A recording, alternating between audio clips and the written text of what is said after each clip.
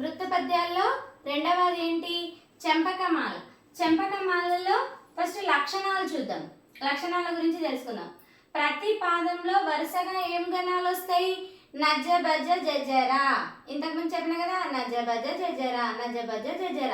ఇలా గుర్తుపెట్టుకోవాలి. ఏం గణాలు వస్తాయి? నజ బజ జజర. ఓకే. నెక్స్ట్, ప్రతి పాదానికి 21 అక్షరాలు ఉంటాయి. ప్రతి పాదంలో ఎన్ని అక్షరాలు ఉంటాయి? 21 అక్షరం. ప్రతి పాదంలో 11వ అక్షరం యతి మైత్రి కలిగి ఉంటుంది. అంటే మనకు ఉత్పలమాలలో అయితే ఎన్నో అక్షరం? 10వ అక్షరం. దీనికి ఒకటి ప్లస్ ఒకటి చేసుకోవాలి, 11వ అక్షరం అని గుర్తుపెట్టుకోవాలి. అలాగే చూడండి, 4 పాదాల్లో ప్రాస నియమం. ఇది ప్రతి వృత్త పద్యానికి సమానంగానే ఉంటుంది. ప్రతి వృత్త పద్యంలో ప్రాస నియమం ఖచ్చితంగా ఉంటుంది. అలాగే 4 పాదాలకు లక్షణాలు సమానం. అంటే మొదటి పాదంలో ఏ లక్షణాలు అయితే వచ్చినాయో రెండవ పాదంలో, మూడవ పాదంలో, 4వ పాదంలో కూడా అవే లక్షణాలు వస్తాయని అర్థం. ముందుగా చూడండి, ఇక్కడ ఒక ఉదాహరణ తీసుకున్నాం. ఇది చెంపకమాల యొక్క పద్యం. చెంపకమాల పద్యంలోని మొదటి పాదం తీసుకోవడం జరిగింది. చూడండి, ముందుగా మనము 3 అక్షరాలుగా విభజన చేసుకోవాలి.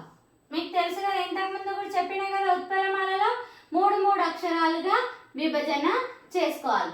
చేసుకున్న తర్వాత మనము ఘన విభజన. చూడండి, ఆ అక్షరం రస్వాక్షరమే కాబట్టి లఘువు.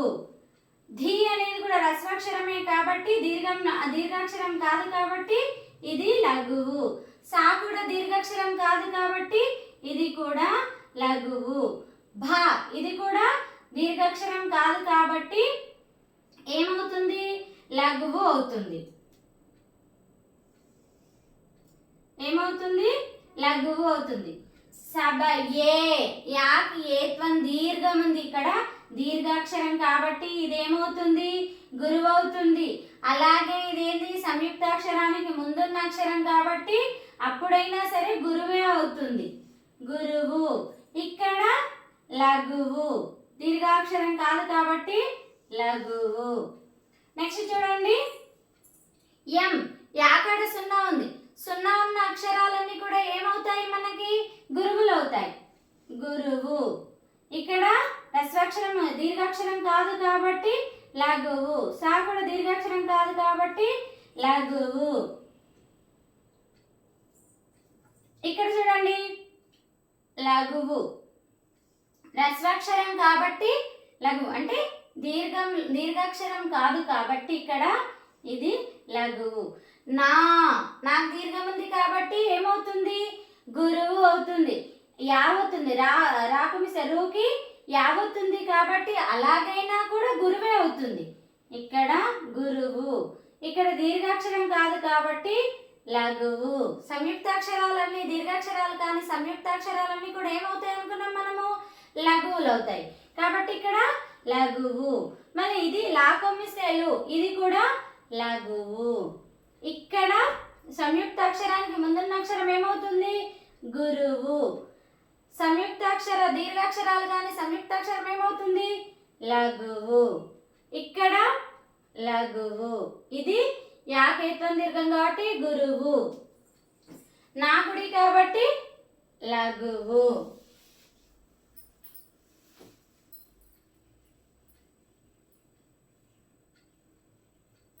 చూడండి, నాకు దీర్ఘం ఉంది కాబట్టి గురువు. ఇక్కడ సంయుక్తాక్షరం కాబట్టి దానికి ముందున్న అక్షరం గురువు కాబట్టి గురువు అవుతుంది. మరియు నాకు దీర్ఘం ఉంది కాబట్టి అలా అయినా కూడా గురువు అవుతుంది, ఎలా అయినా గురువే అవుతుంది. ఇక్కడ ఏమంటారు? కొమ్ము దీర్ఘం దీర్ఘాక్షరం కాదు కాబట్టి ఇక్కడ లఘువు. లా కేత్వం దీర్ఘం, లే అంటున్నాం, దీర్ఘాక్షరం కాబట్టి ఇది గురువు. చూడండి, ఇప్పుడు మనము గణాలను గుర్తించాలి. లఘు గురువులను చేసాం కానీ ఏది ఏంటి అనేది మనము గుర్తించుకోవాలి. చూడండి, 3 లఘువులే ఉన్నది ఏమనాలి? నగనం. 3 లఘువులే ఉన్నది చూడండి, నా నుంచి మనం చూసుకోవాలి. యమాత రాజ బాణసలగం, నా నుంచి అంటే 3 లఘువులే ఉన్నది ఏమవుతుంది? నగనం.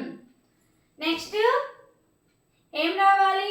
లఘువు గురువు లఘువు, లఘువు గురువు జగనం జా, లఘువు గురువు లఘువు, ఈ 3 అక్షరాలు కదా. ఇక్కడ ఏమవుతుంది? జా. మనకు ఆల్రెడీ భగనం తెలుసు మనకు. ఇక్కడ గురువు లఘువు లఘువు, ఆది గురువు అని చెప్పొచ్చు.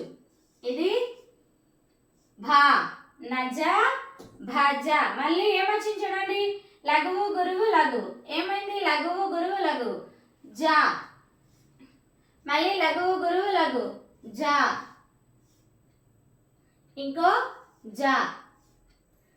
ఇది చూడండి మధ్య లఘువు ఏమవుతుంది? రా. గురువు లఘువు గురువు, మధ్య లఘువు ఏమవుతుంది? రా.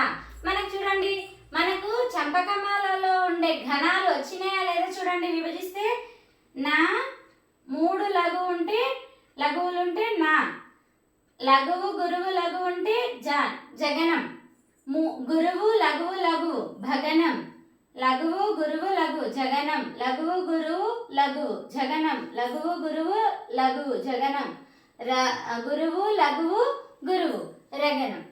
నా జ బ జ జ జరా, నజ బజ జజరా, నజ బజ జజరా, నజ బజ జజరా. ఉన్నాయా? 21 అక్షరాలు ఉన్నాయా లేదా చూడండి. 3 3 6 6 3 9 12 15 18 20 21 ఉన్నాయి అన్నారు. మరి మనం ఇంకోటి ఏం చూడాలి? ప్రతి పాదంలో 11వ అక్షరం యతి మైత్రి కలిగి ఉంటుంది లేదా యతి మైత్రి చెల్లుతుంది అని చెప్తారు. మరి ఇక్కడ చూడండి, మనం యతి మైత్రి ఎక్కడ చూడాలి? మొదటి అక్షరం. యతి అంటే మొదటి అక్షరం ఆ. ఏముంది? ఆ. మళ్ళీ ఇక్కడ చూడండి 11వ అక్షరంలో ఏముంది చూడండి. 3 3 6 6 3 9 10 11. మరి నా ఉంది. నా, నా అంటే ఏం పలుకుతాం? ఆనే పలుకుతాం. ఆ అంటే ఆ, మొదటి అక్షరంలోని ఆ, ఇక్కడ ఆ అని గుర్తించాలి. మొదటి అక్షరము ఇది, ఇదేమో 11వ అక్షరం. చూడండి, మొదటి అక్షరంలోని ఆ, 11వ అక్షరంలో నా. అంటే మనం పలికే విధానం, మనము ఆర్యులేమి అని పలుకుతాం. పద్యంలో పాడేటప్పుడు కూడా అది సభయే ప్రియం బెసగ నార్యులు అనే బదులు ఆర్యులు నిలువరేని అని కూడా పలుకుతాం. ఇక్కడ ఉంది కదా, ఇక్కడ నార్యులే అంటే ఆర్యులే అని పలుకుతాం. ఆర్యులు అంటే గొప్పవాళ్ళు, పెద్దలు. ఇలా ఇక్కడ చూడండి, మనం చెప్పిన లక్షణాలు ఇందులో ఉన్నాయా లేదా చూడాలి. 4 పాదాలకు లక్షణాలు సమానంగా ఉంటాయి.